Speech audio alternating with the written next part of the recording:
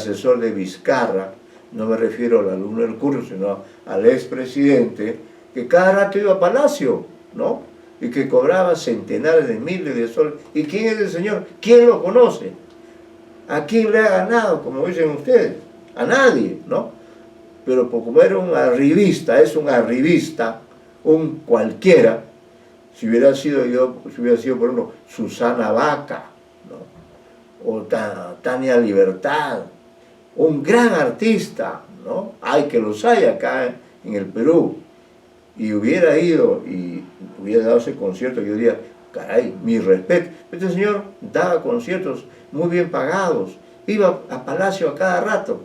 ¿A qué diablos iba él a cada rato a Palacio? ¿A qué diablos? ¿Qué mono pintaba ahí? ¿Qué ocasionó la caída del señor Vizcarra, ¿no? Entonces, el tema del peronismo es definitivamente importante. Y eso me hace recordar otro detalle. Todo lo que yo digo se basa en mi experiencia personal, académica, de muchos años, en muchas universidades, pues también mis viajes cuentan, ¿no? Pero, por ejemplo, Vargas Llosa, ojo, que es sanmarquino como ustedes, ¿no?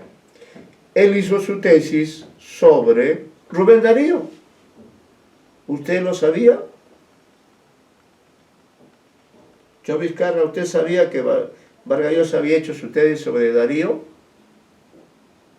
No, profesor, recién me entero, me parece interesante. Bueno, un buen dato. Leí sobre Rambo, que él sí, escribió algo. le doy este dato. Él hizo su tesis sobre Rubén Darío. Igual le digo a todos los que están en clase, la tesis se llama Bases para una interpretación de Rubén Darío, así se llama. Miren lo rimbombante del título, ¿no? Vargas Llosa era un joven cuando hizo esa tesis, está publicada, y eso hay que rendirle un homenaje, está editada por el profesor Américo Mudarra, de manera que ese libro sí lo pueden encontrar. Pero yo digo, a mí me llamó la atención, ¿y por qué Vargas Llosa, que podría haber hecho una tesis sobre todos los novelistas que había leído, se metió con un poeta? Si él no es poeta, ¿no? Claro, podía ser, no había ninguna prohibición, pero según se sabe, quien le sugirió ese tema, que es lo que ocurre a veces, quien le sugirió fue don Luis Alberto Sánchez, ¿no? Profesor sanmarquino, rector de nuestra universidad, y a quien algunos críticos, ¿no?, que no son tan sanmarquinos, lo han eliminado del capital simbólico de San Marcos. Miren, es el lujo, es sacarlo, como que Luis Alberto Sánchez, con todas las objeciones que se le puede hacer, es inmensamente más grande que estos supuestos personajes de la penúltima hora que lo han eliminado, como que no es parte del capital simbólico. Esa ciudad donde hemos estudiado fue construcción de él, y tiene trabajo en Mure, fue un hombre incansable. Él fue profesor de Mario Vargas Llosa, y él le sugirió, ¿no? Él le sugirió hacer esa tesis, y la hizo, ¿no? Es la única tesis sanmarquina. Es una tesis breve, de manera que la pueden leer. Ahora, si uno hace algo, es por algo, ¿no? Y lo que se dice a propósito de la tesis de Vargas Llosa, ¿por qué eligió a Darío si Darío es un poeta? Poco tiene que ver con la vida de un novelista. Vargas Llosa había leído todos los novelistas, sé que tenía él para elegir el tema que quisiera, pero eligió un poeta. Y la respuesta de por qué eligió ese tema quizá tenga que ver con que Darío y Mario Vargas Llosa tuvieron una relación muy lamentable, muy atroz, diría Vallejo, con sus respectivos padres. Rubén Darío fue abandonado por su padre, nunca más lo vio. Por eso él se quitó el apellido del padre era García, ¿no? Él se quitó el apellido del padre, se quitó el apellido de la madre porque la madre también lo abandonó. Es decir, mire usted Mire usted ese pequeñín, como dice Vallejo, que fue Darío, abandonado por el padre, abandonado por la madre, que creía que un tío era su... Mire esas confusiones que tendría Darío siendo pequeño. Y luego recuerde, señorita Mita, ¿usted ha leído El pez en el agua? No, profesor, todavía. Ya. Anote en su agenda personal, en la agenda que usted tiene de sus lecturas pertinentes, anote usted por favor El pez en el agua, de don Mario Vargas Llosa, ¿ya? Lea ese libro, léalo por favor, le pido así, casi de rodillas, porque ese es un libro que todo estudiante peruano debe leer, más si es sanmarquino y más si es literatura, ¿no? Porque ahí en ese libro usted se va a informar de la formación que tuvo Vargas Llosa, la formación como persona, y luego como escritor, y de las experiencias amarguísimas que él tuvo con su padre. Se llevó pésimo con su padre, pésimo, ¿no? El padre le pegaba, el padre... Bueno, no le doy más datos para que usted lea, pues sí es un libro que debe leer, ¿no? Bueno, el señor Santaria, ¿está presente o ya se nos fue?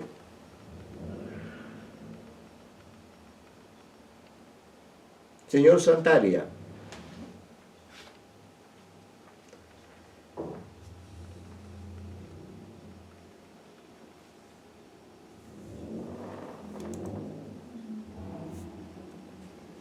Parece que no está, ¿no?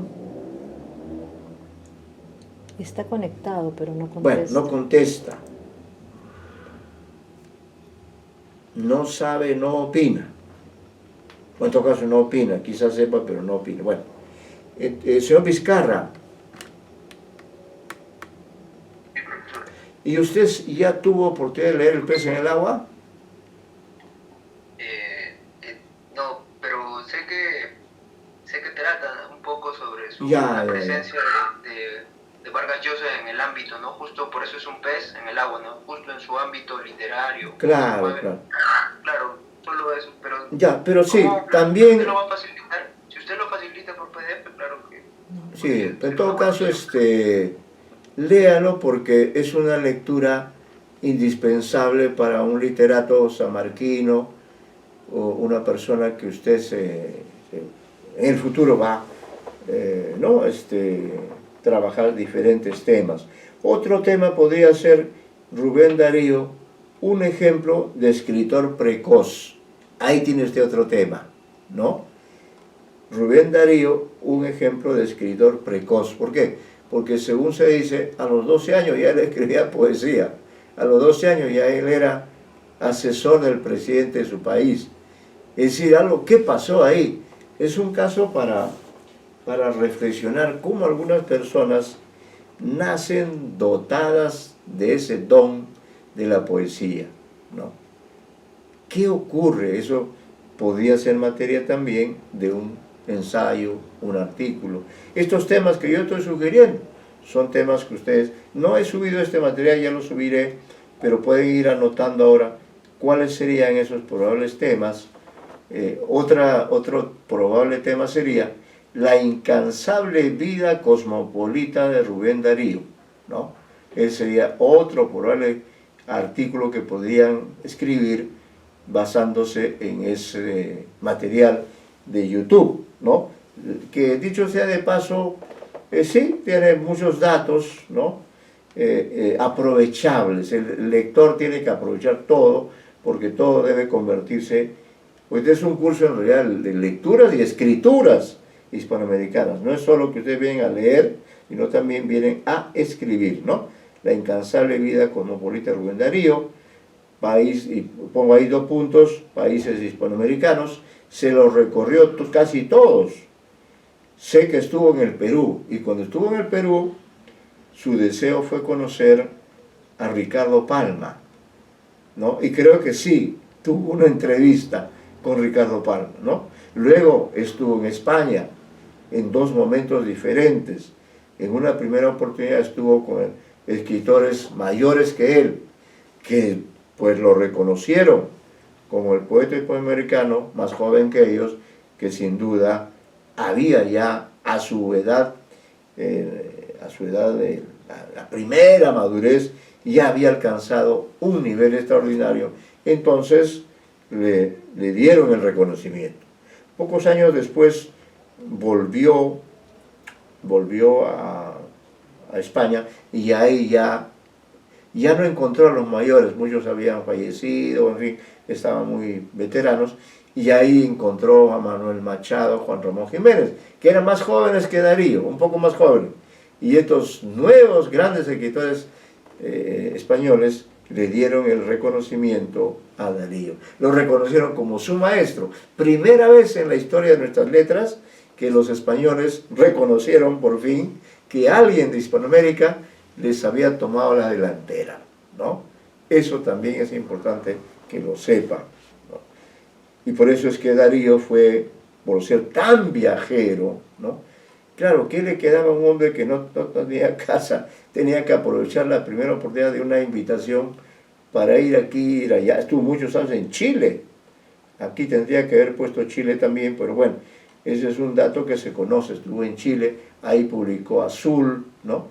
Miren, un hombre de Nicaragua, no es de un gran país, ¿no? De un país pequeño, pero gracias a Darío, Nicaragua tiene el reconocimiento. Es una tierra de grandes poetas, ¿no? Y el que inició probablemente esta línea fue Rubén Darío. Luego, los matrimonios e hijos de Rubén Darío. Es otro tema como para una novela, ¿no? Los matrimonios un poco confusos, se divorció, se volvió a casar, los hijos que tuvo, algunos se murieron, al otro le escribió un poema. Es decir, su vida sentimental también fue muy dolorosa, fue muy dura, fue muy complicada, como suele ocurrir a veces, ¿no? Aunque algunos también tienen vidas sentimentales muy complejas, pero las saben administrar mejor, ¿no? No voy a mencionar nombres, pero hay algunos que también han capitalizado esos enlaces y desenlaces que han tenido a lo largo de su vida. No fue el caso de Darío, que en cambio, pues por a consecuencia de esta inestabilidad sentimental, qué sé yo, esta inestabilidad con sus parejas, más bien tuvo más problemas, tuvo más dificultades, ¿no? Luego, las relaciones de los escritores españoles con Darío, ¿no? Es otro tema. Él tuvo una relación entrañable con, por ejemplo, con Antonio Machado. Cuando murió Rubén Darío, Antonio Machado le escribió un poema bellísimo, bellísimo. Espero encontrarlo, por ahí está, se encuentra con facilidad, ¿no? Le escribió un poema bello, extraordinariamente maravilloso, de reconocimiento a Darío.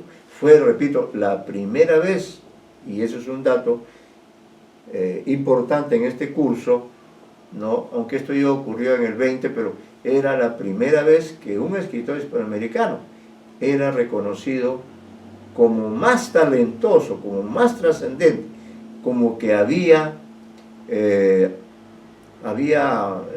instituido una nueva etapa de la literatura en lengua española con el modernismo, movimiento que también, bueno, sí, tomaremos, bueno, ya lo tomamos a Darío, ¿no? Estamos trabajando con autores del modernismo. Modernismo es esta etapa ya de los años 80 en adelante hasta el fin del siglo, incluso hasta primeros años. Vallejo también de alguna forma sufrió la influencia, no sufrió, sino en todo caso se enriqueció con la influencia del modernismo, y muchos otros grandes escritores, como José Martí, otro gran modernista, ¿no? Bueno, y otro tema que justamente es el que me ha interesado para hacer una comparación entre Rubén Darío y Vallejo, es esto de los interlocutores individuales y colectivos de Rubén Darío. Ese va a ser el tema de este trabajo para el examen parcial. No lo explico ahora, lo explicaré en la próxima clase, pero sí quiero adelantarles que una característica de Darío primero, y luego de Vallejo, y de otros poetas, porque son opciones, ¿no? Opciones, elecciones que ellos hacen y con los cuales han construido su obra, ¿no? Lo que ellos en muchos poemas hacen, y eso será el tema o el estilo de trabajo, en sus poemas, o mejor dicho, o dicho de otra manera, crearon grandes poemas dirigidos a interlocutores, dirigidos a destinatarios con nombre propio, ¿no? Por ejemplo, el poema de Darío a Roosevelt, ¿no? ¿Se dan cuenta? Ahí se puede utilizar incluso conceptos técnicos, ¿no? Pero ahí el yo poético, como podemos decir, o el hablante lírico, se dirige a un personaje histórico, el presidente de los Estados Unidos, en ese momento, el poderoso Roosevelt. ¿Qué lleva a Darío a esa decisión de dedicarle un poema a Roosevelt? Razones políticas, razones del momento que se vive, que es más o menos el 1905, razones en que hay un cierto entusiasmo en nuestro continente, en las posibilidades de desarrollo, de crecimiento. Es la época del ensayista José Enrique Rodó, que pregonaba la importancia de lo hispánico, de lo hispanoamericano, frente a lo sajón, porque ustedes saben que nuestro continente, que es el más largo del planeta, como hemos dicho, tiene esa característica, ¿no? Que en el sur está lo que llamamos la América hispana o la América latina, ¿no? Este curso se llama Lectura Literaria Hispanoamericana. Aquí, por ejemplo, se da el nombre se usa el concepto de lo hispanoamericano, alusivo al español que hablamos, ¿no? Pero hay otros cursos en esta misma carrera que ustedes sí llaman literatura latinoamericana. Pues bendito sea Dios. ¿En qué quedamos? ¿Somos hispanoamericanos? ¿Somos latinoamericanos? Siempre ha habido ese problema en relación con nuestro continente y ese es un caso único. No se presenta en los otros continentes. África siempre es África. Asia siempre es Asia. Oceanía siempre es Oceanía.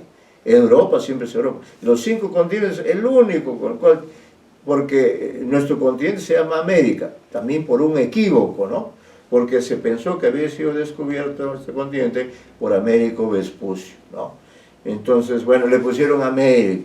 Luego se descubrió que no, que nuestro continente había sido descubierto por Cristóbal Colón.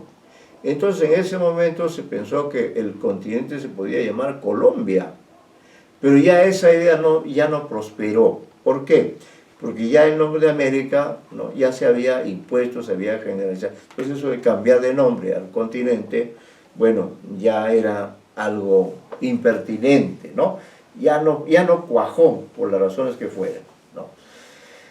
Se le puso, bueno, América, ya quedó como el nombre. Pero en la práctica, ¿qué ha ocurrido, señores estudiantes? Ha ocurrido que ha sido Estados Unidos el que se ha apoderado, diríamos, de ese nombre, porque cuando en Europa se habla de los americanos, se está hablando de los yanquis, se está hablando de las personas de Estados Unidos, ¿no? En cualquier parte, los americanos, ¿quiénes son? Los yanquis, ¿no? ¿Se da cuenta? Y a nosotros se nos dice, despectivamente, se nos dice sudacas, ¿no? Recuerden que el poema Vallejo habla de el hombre suda. ¿Acaso el europeo no suda? ¿O el africano no suda? ¿O el norteamericano no suda? Pero nos han asociado pues al sudor, al trabajo, ¿no? a lo rechazable como es el sudor, ¿no? Por el mal olor que produce. Entonces, los únicos que tienen derecho a decirse americanos son los yanquis, ¿no? Si un europeo un norteamericano va a Europa, yo soy americano, y se lo van a aceptar. En cambio, si yo voy a América y digo, yo soy americano, me dirán, no, ¿usted es americano? Usted será de Sudamérica, me dirán, ¿no? Y bueno, entonces, con respecto a eso, ha habido muchas polémicas sobre cuál es nuestro nombre. Porque unos han llamado por lo Indoamérica. ¿Por qué? Por la presencia de los indígenas. Pero también hay un equívoco, ¿no? Porque eso de indios en realidad se refiere a la India, ¿no? A ese gran país del continente asiático, que está al otro lado del mundo. Claro, los europeos que querían descubrir, querían llegar a la India, como no encontraron, como de por medio estaba este continente americano, a nosotros, a lo que nos encontraron en ese momento, le pusieron indios, los indios. Estamos siendo los indios por equívoco, ¿no? Porque creo que por lo menos entre nuestros antepasados del Tahuantinsuyo, la región que corresponde al Perú, ellos se llamaban runas, ¿no? Los runas, la gente, indoamericanos, iberoamericanos, ¿no? Iberoamericanos porque somos países vinculados con la península ibérica. Se ha discutido mucho, iberoamericanos, indoamericanos, ¿no? Y así por el estilo. Latinoamericanos. ¿Qué tan latinoamericanos somos nosotros? Por favor, ¿no? En nuestro país hay asiáticos, hay afrodescendientes, por cierto, hay gente de muchos países europeos. Entonces nuestro nombre al final ha quedado en el aire, hasta en eso, ¿no? Y eso pues tiene relación también con la identidad, ¿no? Con la identidad latino, con la identidad nuestra, tema tan discutido, tema de ensayos, de libros, de dolores de cabeza para todos nosotros, y eso es lo que está ocurriendo. Pero este libro, este curso nuestro fortalece, en todo caso esa es también la idea, fortalecer nuestra identidad hispanoamericana, ¿no? Que somos libres de conocer a todos nuestros escritores. No aquí hay que tener pasaporte para estudiar a los colombianos, literariamente tenemos libertad para ir por donde querramos gracias a los libros, gracias a la lectura, gracias a esta capacidad, repito, que ustedes deben potenciar, la capacidad de convertir cualquier tema en un tema vinculado a lo literario. Y más específicamente, si estamos hablando de autores hispanoamericanos, pues ahí tienen ustedes posibilidades de adoptar siempre la actitud de lectores acuciosos, como lo hizo en su momento en Sagasti. ¿Ve? Nos dio una lección el presidente, ¿eh? Y ojo que él es ingeniero de la UNI, y ustedes son literatos de San Marcos. Entonces tienen que estar más pilas en cuanto a la capacidad de generar temas, de escribir, de leer, de polemizar. Bueno, continuamos el jueves, Dios mediante. Muchas gracias, muy buenas tardes.